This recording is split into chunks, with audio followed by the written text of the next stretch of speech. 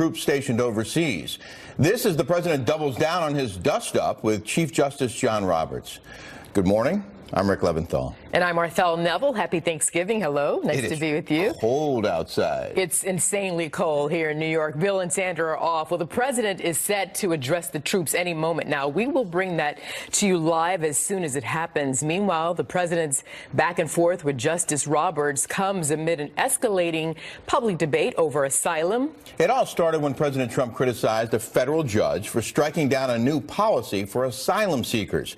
That prompted a rare public rebuke from Chief Supreme Court Justice John Roberts and President Trump hitting back. Fox team coverage. Alicia Acuna has the latest on the troops at the border, but we begin with Kevin Cork reporting live from West Palm Beach near the president's Mar-a-Lago resort. So, Kevin, any let up in this insight over this fight over the independence of the judiciary? Yeah, great question. And to be honest, I don't think so, Arthel, at least not for the time being. But to be fair, this has actually been a controversy for quite some time. I think people have been talking about it.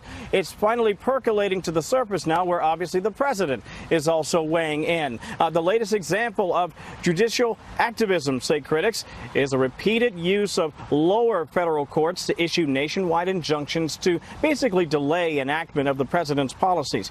Obviously, you and I have seen that play out in Hawaii with the travel ban, for example. We've seen it play out in California on a number of occasions through the Ninth Circuit.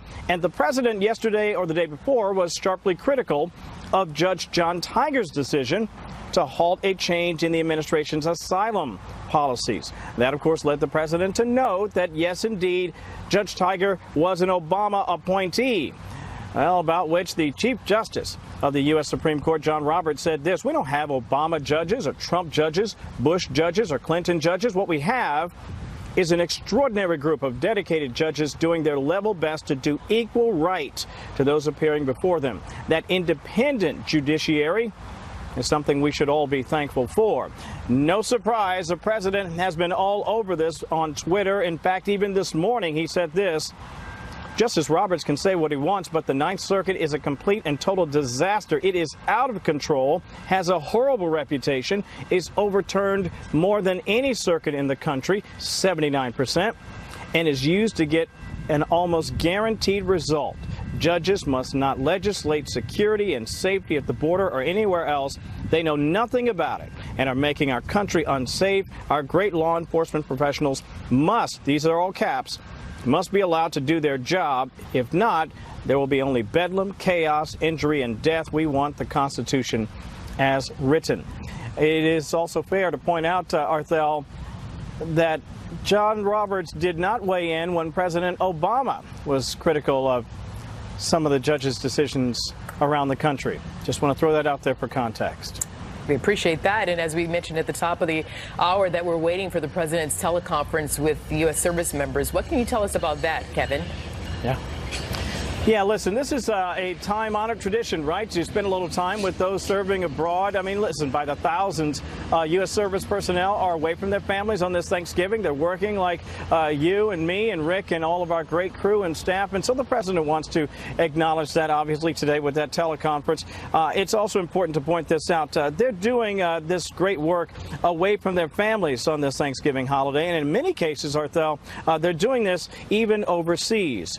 And I think it's important to point this out. A particular note: there are thousands of U.S. service personnel serving along the U.S.-Mexico border as well. So today, the president will be able to say thanks on behalf of a grateful nation. Well done. And a little visit with the Coast Guard coming up. Gotta love those coasties. Back to you from beautiful Florida. I wish I could import a little warm weather your way. Well, we thank the troops for sure, and we will, of course, be looking out for that teleconference with the president as he addresses the troops, and we want to say thank you, Mr. Cork. We'll bring that to you live. Thanks, Kevin. Thank you. All right. Well, the showdown at our nation's southern border continues as more Central American migrants arrive seeking asylum in the U.S. The Trump administration issuing a directive this week allowing troops to use force if needed to protect Border Patrol agents. But yesterday, Defense Secretary James Mattis said so far the troops' mission has not changed. Mattis saying, quote, "It is not an unreasonable concern on the part of the president that we may have to back up Border Patrol." Alicia Acuna is live in Denver with the latest on this. Alicia? Hi, good morning, Rick. Well, remember, almost none of the some 5,800 active duty troops that are currently at the border are actually armed. That's a point that was made by the Defense Secretary yesterday at the Pentagon when he was talking to reporters. On this latest authorization, Secretary Mattis said, quote, "We received late Tuesday night an additional instruction authorizing to implement additional measures. We are sizing up what those are. I have already talked with folks over at DHS, and I would just tell you we will keep you posted on any new missions and any new numbers of troops as those decisions are made." Now, right now, Mattis explained the active duty troops continue their work in putting up the wire fencing and barriers. The men and women are also there to support members of the National Guard deployed by their home states and agents from Customs and Border Patrol. And should things get bad down there, Mattis says it's likely unarmed military police will use shields and batons to help out. U.S. border inspectors continue to process asylum seekers at the Tijuana-San Isidro crossing at a rate of about 100 per day. When members of the caravan began arriving, the waiting list was already at 3,000. Doctors there say they are seeing multiple health issues in the crowd of people who have traveled thousands of miles, often by foot. Our crew in Mexico talked to Jorge Lopez, who's been told by others it's not going to get easier. He told me, like, the farther we go, the tougher the things and all the things will happen to us, like the tougher the road will go. Secretary Mattis says the cost of the active duty presence at the border right now, Rick, stands at $72 million, and that is likely to go up. Rick? Joe Cunha in Denver, thanks very much. Well, an effort among some of the House Democrats to block Nancy Pelosi from again taking the Speaker's gavel appears to be falling apart. A New York Democrat who joined 15 others in signing a letter opposing Pelosi is now endorsing her. A potential challenger, Ohio's Marcia Fudge, is backing down. And Chicago Mayor Rahm Emanuel, former chairman of the House Democratic Caucus, releasing a statement of support. Quote, "This is no time to have a rookie sitting across the table from Mitch McConnell or Donald Trump or both. Nancy Pelosi is as tough and cagey as McConnell is, ruthless, and Trump is unprincipled. It is time for a speaker that can go toe-to-toe with both of them in support of democratic values. Rookies need not apply. Let's keep our eye on the prize," end quote. There, joining us now is Vince Coglianese, editorial director for the Daily Caller. So first of all, what about Rahm Emanuel's statement? What do you think of that? Well, it's, I think, a clear signal that the establishment Democratic Party doesn't like this resistance to Nancy Pelosi. We also saw it from President Obama this week. Words of strong support for Nancy Pelosi, the idea that she should continue to be leader despite growing frustration in her own caucus that she's once again going to have the gaggle. They just want to see her go, some of these Democrats. So, Vince, though, she's still here. And what does this say about Nancy Pelosi's political staying power? She's still here for now. For sure. It says that she's really used to these types of fights. She knows how to maintain the stranglehold on power and to be at the top of her caucus. She's definitely rallying support from all of the people who want to get support back from her. And now she's buying off the people that are resisting her. I mean, the numbers are fluctuating, but she needs somewhere between 15 to 17 Democrats that can be against her, and she'll be okay now, when to you make say it through if they take.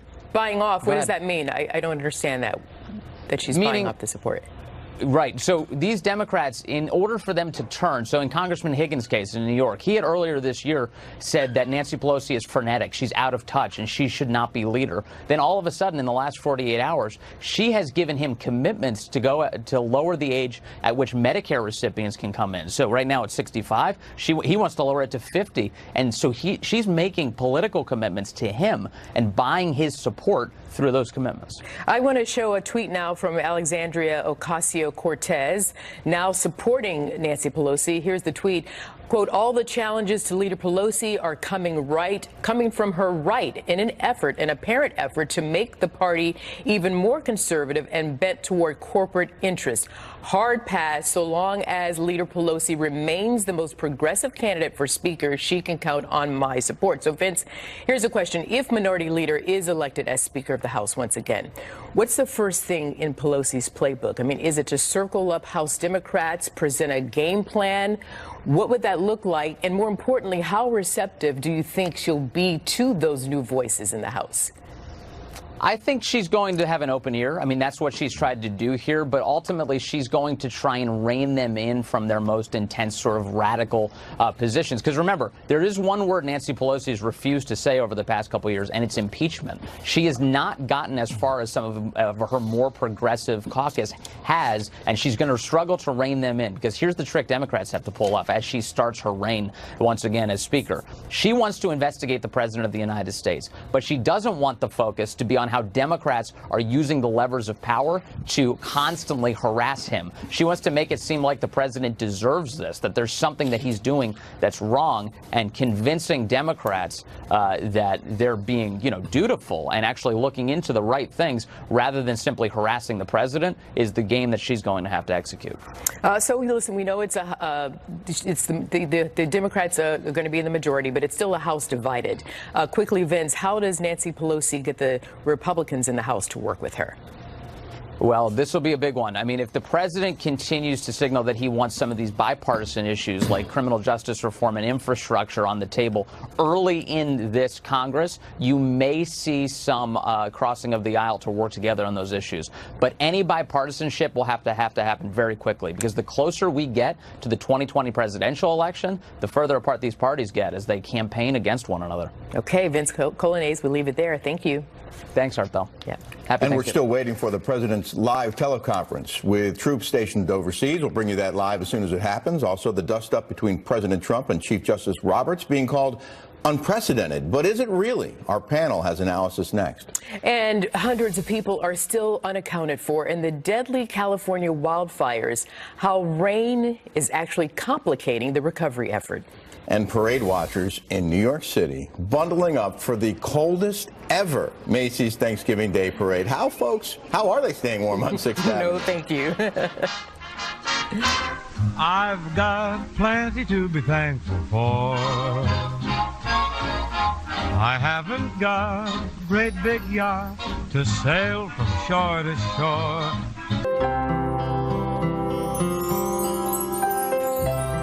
Oh, happy Thanksgiving. It's a cold one, though. Out here it is. The Northeast and Mid-Atlantic states are bracing for bone-chilling temperatures today. Forecast of highs in the 20s for Boston, Philadelphia, and New York City. And winds could hit 25 miles an hour. Now, organizers of the Thanksgiving parade are wary of those numbers because of the massive parade balloons, the very thing we all love to see. There have been 2 incidents in the last 21 years when spectators were injured by balloons knocking over lampposts on the parade route. So are you going out there to watch the parade after we get off the air? Absolutely not. It'll look great on TV, and I applaud those who are the troopers. You know what? I'm a wuss. Everybody should do it once, but not this year, because it's just too cold. Enjoy. Put in a major complaint, because you cannot win if you're us a case in the Ninth Circuit. This was an Obama judge, and I'll tell you what, it's not going to happen like this anymore. The Ninth Circuit is really something we have to take a look at, because it's not fair. Every case that gets filed in the Ninth Circuit, we get beaten, and then we end up having to go to the Supreme Court. President Trump going after a federal judge who struck down his new policy on asylum seekers. That criticism prompting a response from Chief Supreme Court Justice John Roberts, who said, quote, "We do not have Obama judges or Trump judges, Bush judges or Clinton judges. What we have is an extraordinary group of dedicated judges doing their level best to do equal right to those appearing before them. That independent judiciary is something we should all be thankful for." Let's bring in our panel. Antoine Seawright, founder and CEO of Blueprint Strategy, LLC, and a former advisor to the Hillary Clinton campaign. And Holly Turner, CEO of Stampede Consulting and a Republican consultant. Good morning to you both. Happy Thanksgiving. Good morning. Happy Thanksgiving. Federal judges are appointed by the president with advice and consent of the Senate. So by the very nature of the process, we do have Obama judges and Bush judges, et cetera. Now, it shouldn't affect their decisions, but it certainly could reflect their past history by which president chose them for their post, right? Absolutely. So what John Roberts said today sounds like exactly something that a Bush judge would say, right? I mean, it's very unfortunate that he felt the need to engage in this virtue signaling and to engage in this debate. And look, what the president was saying today and yesterday is that an independent judiciary is important, and we have to have that.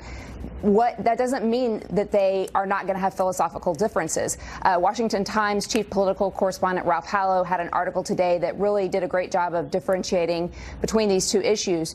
An independent judiciary should be free from influence by the person who appointed them.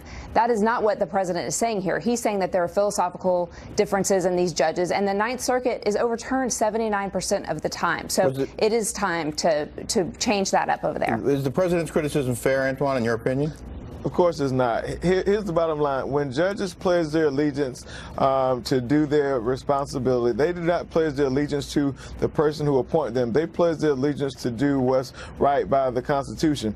Unfortunately, this president somehow believes that judges or whoever nominates them, that's who they pledge their allegiance to. And that seems to be his line of thinking for judges he has appointed or people he will appoint. And that's very unfortunate. But I appreciate the Chief Justice for calling balls and strikes and holding this president accountable. It's unfortunate that some of the political leaders in the legislative branch will not call the president out and say it's wrong. And that's the problem we have in our politics right now. People do not want to call the president out or hold him accountable when he's wrong. It's hard not to notice a pattern, though, coming out of the Ninth Circuit. And the president tweeted about that. He said, sorry, Chief Justice Rogers, but you do indeed have Obama judges, and they have a much different point of view than the people who are charged with the safety of our country. It would be great if the Ninth Circuit were indeed an independent judiciary, but it is why, if it is, and why are so many opposing views on border and safety cases filed there, and why are a vast number of those cases overturned? Please study the numbers.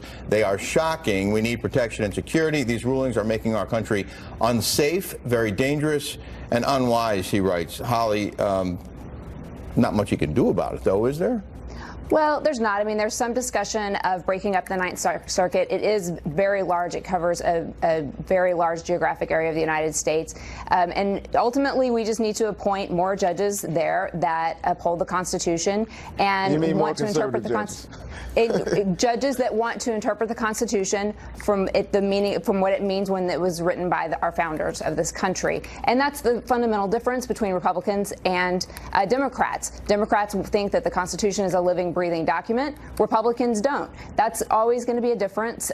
It's the executive branch's authority to appoint judges that abide by their philosophical interpretation of the Constitution. And hopefully Trump has lots of opportunities to do that and to shake up the Ninth Circuit a little bit. Go ahead, Antoine. I know you want to jump in.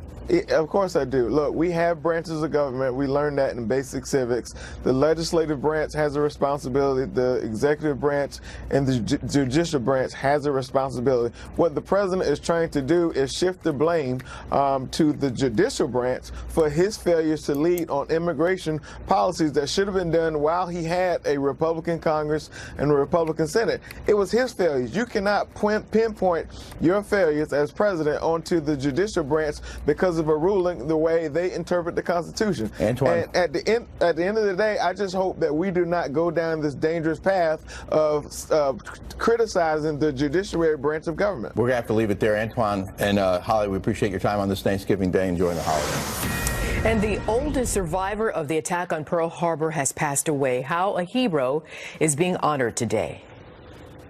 Hi, I'm Sergeant Edwards from the 278 Army National Guard maintenance team stationed here in the Ukraine. We'd like to wish you back in the United States a happy Thanksgiving. Happy Thanksgiving! We're remembering an American hero this Thanksgiving. Ray Chavez, widely recognized as the oldest surviving veteran of the attack on Pearl Harbor, has died at the age of 106. His daughter saying he passed away peacefully in his sleep in his native California early yesterday morning. The White House responding on Twitter saying, quote, "We are saddened to hear the oldest living Pearl Harbor veteran, Ray Chavez, has passed away at the age of 106. We were honored to host him at the White House earlier this year. Thank you for your service to our great nation, Ray." We are actively working on a plan for re-entry into the Paradise community, and we're hoping to begin the re-entry in the coming days with a structured plan. Our hope and plan is to try and give residents at least a 24-hour notice that their zone or area will be open for re-entry, and we want to give exclusive access to residents for at least 6 to 8 hours so that you can enter into the area, see your homes or see what remains where your homes were. A very difficult Thanksgiving holiday for people in California, still working to recover from those devastating wildfires. At least 86 people have been killed, with roughly 500 others still unaccounted for. And rain is in the forecast now, bringing fears of mudslides in areas scorched by flames. Let's get an update now from the Deputy Director of CAL FIRE. Michael Moeller joins us by phone. Deputy Director Moeller, thank you, first of all, for being here with us on this Thanksgiving Day, and we'll get to that in a moment. But if you could start with the latest on the fire lines, the containment, personnel levels, and the preparation to brace for those mudslides. Yeah, so right now we still have over 3,000 firefighters committed across the state on the fire lines. On the Camp Fire, over 153,000 acres, 85% contained. I can tell you the rainfall over the last 24 hours has definitely minimized fire activity. But again, now we're looking at the possibility for mud flows and debris flows. And how do you deal with that, sir? How do you prepare for that? So, we are. Any type of fire, we dispatch what we call a watershed emergency response team. We start to stabilize the hillsides, but within that, we produce what we call inundation maps, supply those to the local sheriff, police departments, and emergency responders to show areas of concern where neighborhoods might be affected, so we can alert those areas if we see the type of rainfall that may cause that. Is air quality better, at least now that you've got some moisture in the air? There is no question, yes, the air quality has definitely improved. In fact, not only over the fire, but throughout the region due to the rainfall. And with that rainfall, I mean, what's the plan for those who are suddenly homeless? And how does the rain complicate your recovery efforts? So I can tell you through the California Office of Emergency Services under the governor's direction, priority is to get those people that are still evacuated or whose homes have been destroyed into the proper shelter. I can tell you for the recovery process, yes, the rain does hamper it. It makes it much more difficult to go through and grid those areas and search, but we've brought additional personnel in to expedite that process. Mm-hmm. And as we're speaking, of course, we're showing all the devastation. Very tough to look at. You're not only looking at it, you're dealing with it, you're combating it, you're face to face. And I want to ask you, as this is not new to you out there, but how did these latest wildfires strike your personal core and your professional core? And what action do you plan to take in the aftermath, sir? Well, I think it's affected first responders statewide. Unfortunately, this is not the new normal. It's been the normal, as we saw last year, 2017, and just the destruction weighs heavy on all first responders. We continue to lean forward, look at tactics, strategy, also, and on the response. But it's weighed heavy. But really, for first responders, it's about the fire victims, the people that have perished in this horrible tragedy, and getting these families back to some type of recovery. Absolutely, sir, and that is why we praise you and give thanks for you on this Thanksgiving Day. Michael Moeller, Deputy Director of CAL FIRE out there, and we hope that some volunteers will get some food out to those personnel out there. Images are just Thank you so much. Thank you, sir. Well, the Trump administration facing growing pressure amid outrage over the Saudis' role in the killing of that Washington Post columnist. The president this week defending his decision not to act on the U.S. intelligence assessment that the Saudi crown prince ordered the murder. What might be next in this showdown? Maybe he did, maybe he didn't. They did not make that assessment. The CIA has looked at it. They've studied it a lot. They have nothing definitive. And the fact is, maybe he did, maybe he didn't.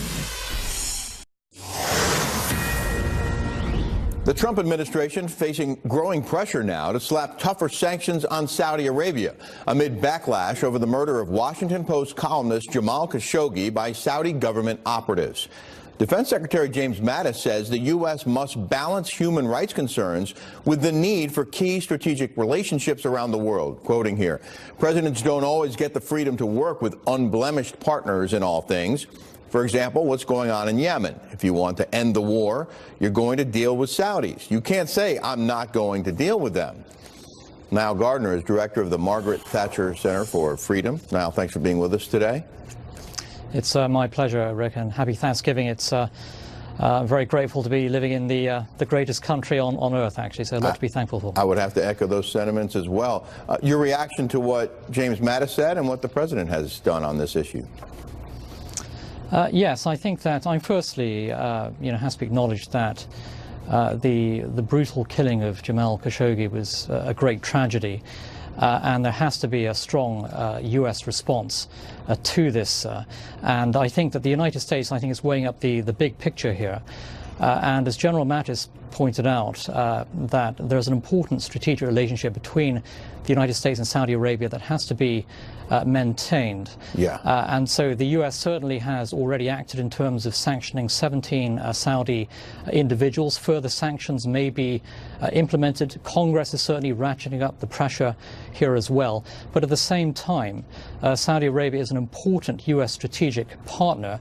And it's vital, I think, to maintain that alliance with Saudi Arabia and also the Gulf states in terms of confronting the Iranian threat, fighting against ISIS, and also ensuring that, the Chinese, the Russians, for example, do not take advantage of a potential split between the United States and Saudi Arabia. Right. The administration working with its partners in that region, Saudi's obviously a big key, and they're walking a tightrope.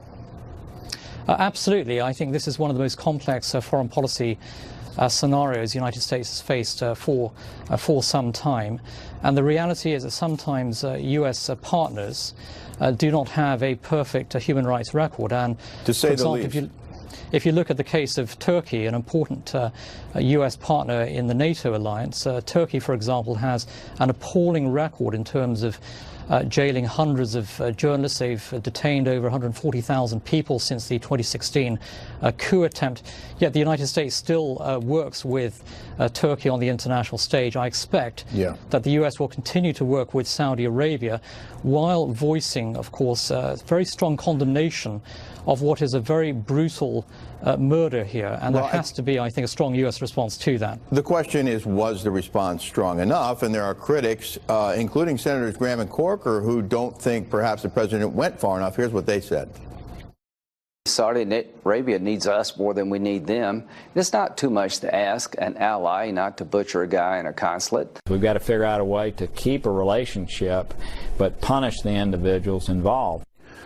I guess some critics might also say that what the president did and what the administration did wasn't enough to dissuade anyone else in that region or anywhere from doing a similar thing and getting away with it. Yeah, certainly I think there has been, a lot of, very strong language coming from Congress on this particular matter. And I think that you can expect to see, further U.S. sanctions applied against specific individuals involved in this act of state-sponsored murder in the case of Saudi Arabia. But I do think, though, that the number one issue the United States faces right now in the Middle East is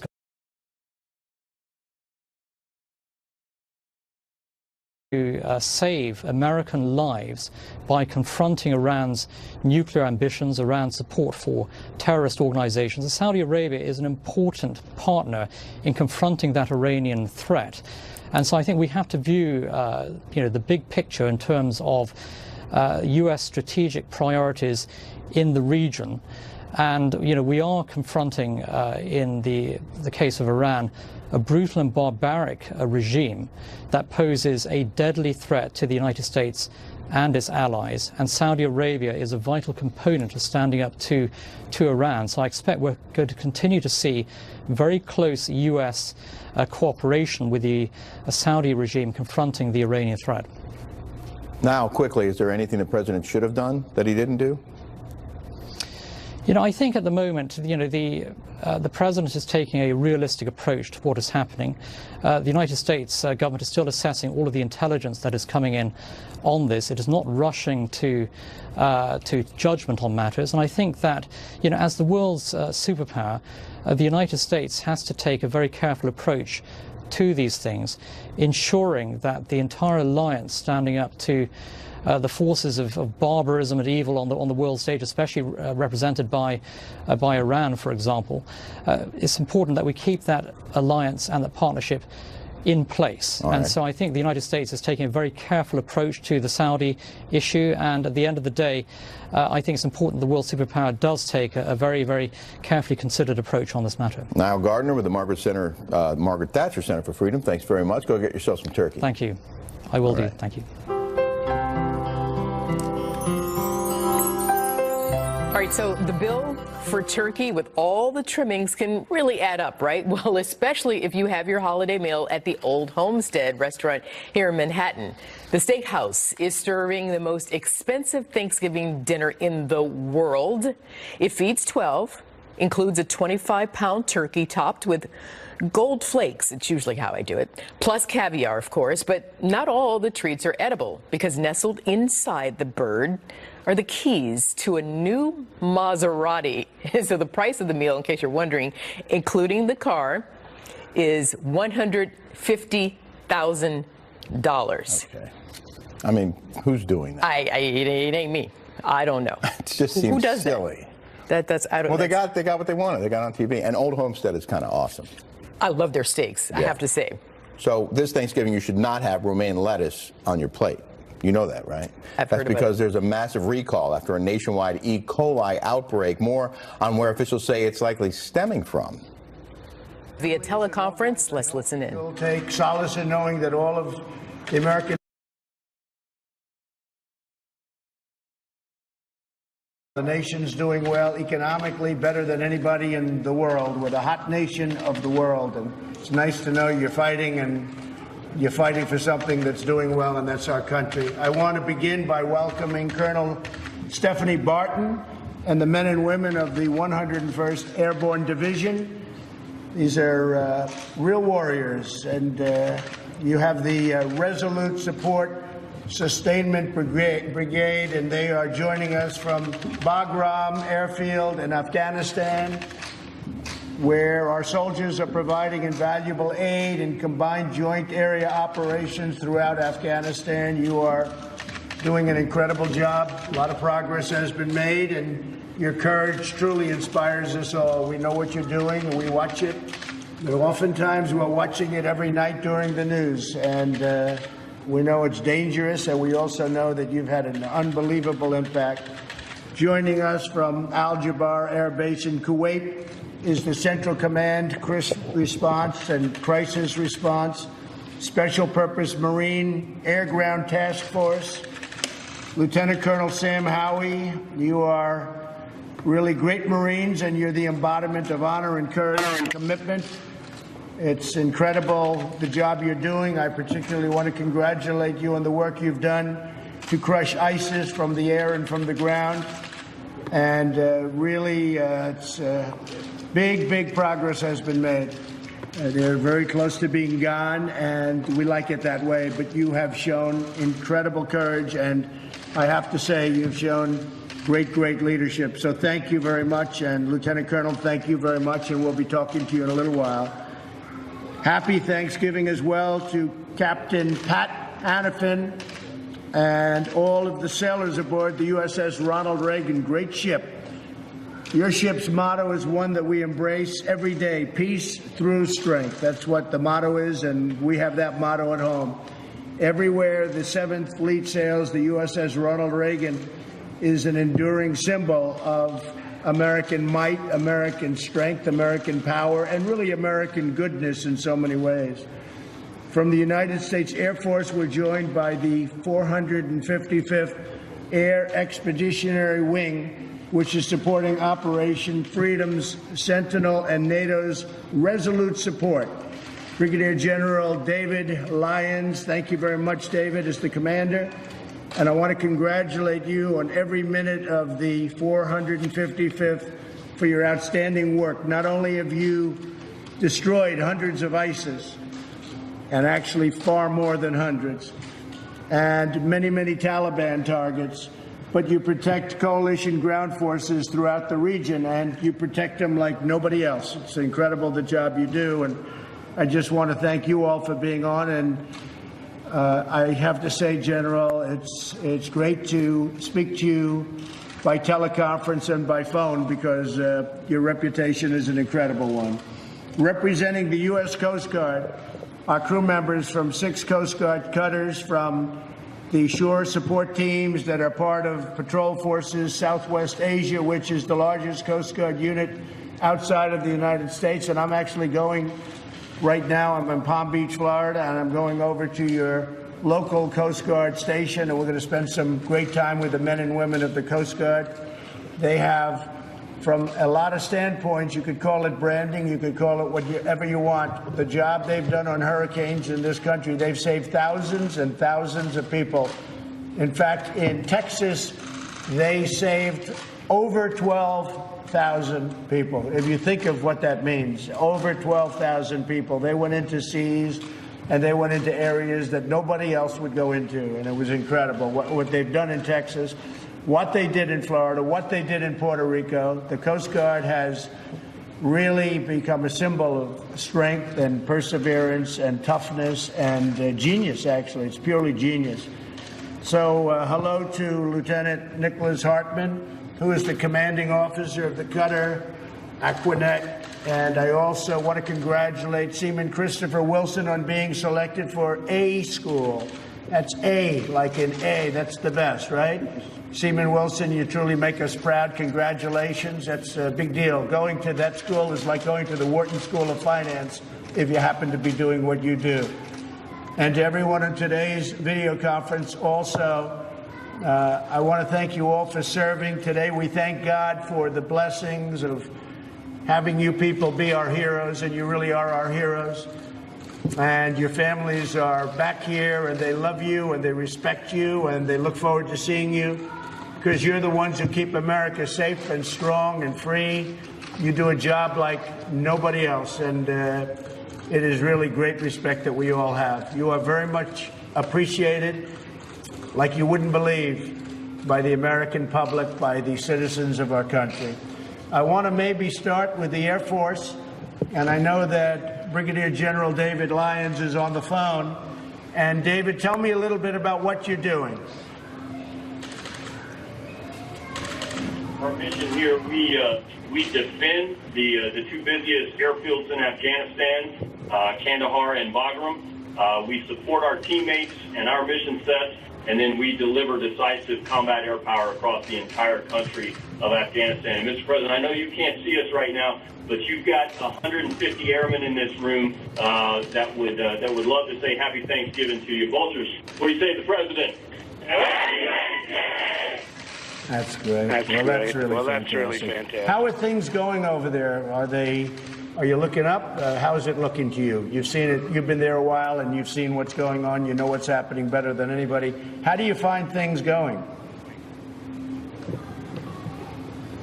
Both the Taliban and ISIS are resilient adversaries, but I think that we're doing well. We get after them every single day. Our objective here is to fight the away game. And so what I mean by that is we never want this adversary to reach our shores again. And so every airman here is dedicated to keeping this fight away from our shores. A stable Afghanistan is good for Afghanistan, but we do what we do for America, sir.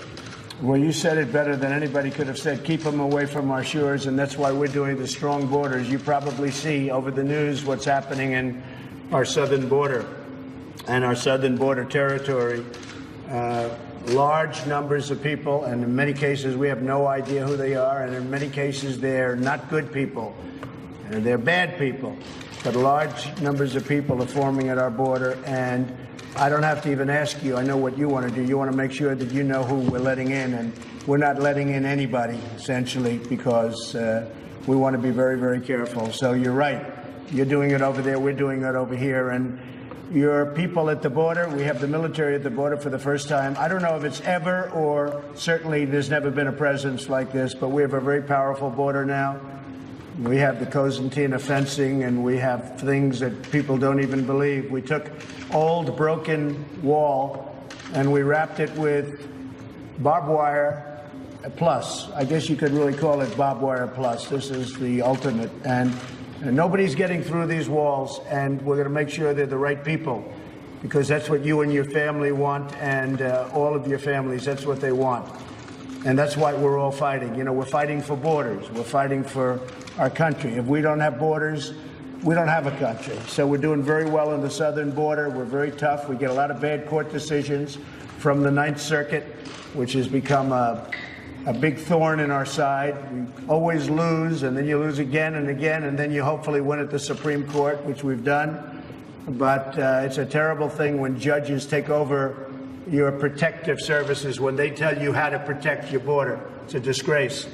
So we're winning, and you're winning, and I appreciate it very much. And General, your reputation's an incredible one. Thank you very much for doing the job, and I'll see you back when you're in the United States, or maybe I'll even see you over there. You never know what's going to happen. Thank you, Mr. President. We appreciate that. Thank you very much. Thank you very much. Really great. And thank all the men and women with you. Really spectacular people. Well, next, let's talk to the U.S. Coast Guard Commanding Officer, Coast Guard Cutter, Aquanic, and it would be Lieutenant Nick Hartman. And so, Nick, tell me a little bit about what you're doing, where you are, and how's it going? Good morning, Mr. President. This is Nicholas Hartman, like you mentioned, from Coast Guard Cutter Aquidneck. Here in the room, we have 14 members from Patrol Forces Southwest Asia, and we're located in the Kingdom of Bahrain, Mr. President. Our mission out here is to patrol the Arabian Gulf, Straits of Hormuz, and conduct our U.S. Central Command and NAVCENT objectives here in the Gulf. A lot of our work is partnering and building relationships with the Gulf Coast countries, and so that we have a good standing and resolve here in the Arabian Gulf and at Central Command AOR. Things, in my opinion, are going very well for us. And what do you see in the region? What's going on in the region? How are they feeling about things? How are they feeling about trade? Because, you know, trade for me is a very big subject all over. We've been taken advantage of for many, many years by bad trade deals. We don't have any good trade deals. How are you finding things in the region, Nick? Mr. President, from our perspective out on the water, sir, we're seeing that there is an abundance of trade happening in the region. There are vessels moving through the Straits of Hormuz and across the Arabian Gulf on a daily basis, carrying cargo to and fro, and we don't see any issues in terms of trade right now, sir. Okay. Well, you'll keep it that way, and you know we want to have good free trade. We also want to have fair deals where we can do well, too, not just everybody else. Right now, every nation in the world does well with us. We don't do well with them. So that's changing, and it's changing fast. And where you are is a big factor in that, as you know. You've been told and you've been briefed. Well, I want to thank you very much, Nick, and great job. And again, as I said, there's no brand that's gone up like the Coast Guard over the last couple of years because of what you've done with the hurricanes in this country. People saw things that they've never seen before. The bravery of your people going out in waves like you know, record-setting. It's been record-setting. The one hurricane in Texas, they say, dumped more water, and it was more violent in terms of water than anything we've ever had in the country. And you guys went out there and you did it like just a day in the office, and I really appreciate it. We all really appreciate it, Dick. And thank you very much. Thank you very much.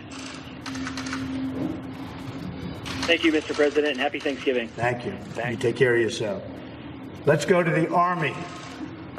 Good old Army. We love the Army. We have Colonel Stephanie Barton, the U.S. Army. And Stephanie, tell us a little bit about yourself and where you are and what you're focused on, what you're doing. First and foremost, good morning and happy Thanksgiving on behalf of the 101st Sustainment Brigade. We're currently located in Bagram, Afghanistan. Serving what we do for the country of Afghanistan, we're the senior logistics headquarters in theater. And it is an away game, and I will tell you, in order to fight and win the nation's wars, it's because of sustainment and logistics. And you've got highly motivated, true professionals in this room and outside this room that are truly making it happen. We support, if it's in the hands of the warfighter, it comes through us to them. So we support everything from coalition to joint forces, from border to border here in the country, sir. Good. And how are you finding things in Afghanistan right now? Sir, it's good. We're truly making the mission happen. When it comes to sustainment, we're responsible for all the strategic, operational, and tactical logistics. If it comes in the theater, we get it in the warfighter's hand. But we have a phenomenal team, and I can't speak enough about that, because a lot of the times the sustainment community, we're behind the scenes, which is fine. But it's a good team effort, and it takes the support by all to make it happen. So, Colonel, how many people are you commanding right now, would you say? There are 10,000. Wow. That's a lot of people. That's fantastic, Stephanie. That's beautiful. That's beautiful. And not only is it important what you're doing, but you're enjoying what you're doing. Is it right? Sir, absolutely. We truly love it. And I will tell you, our formation is a great mixture.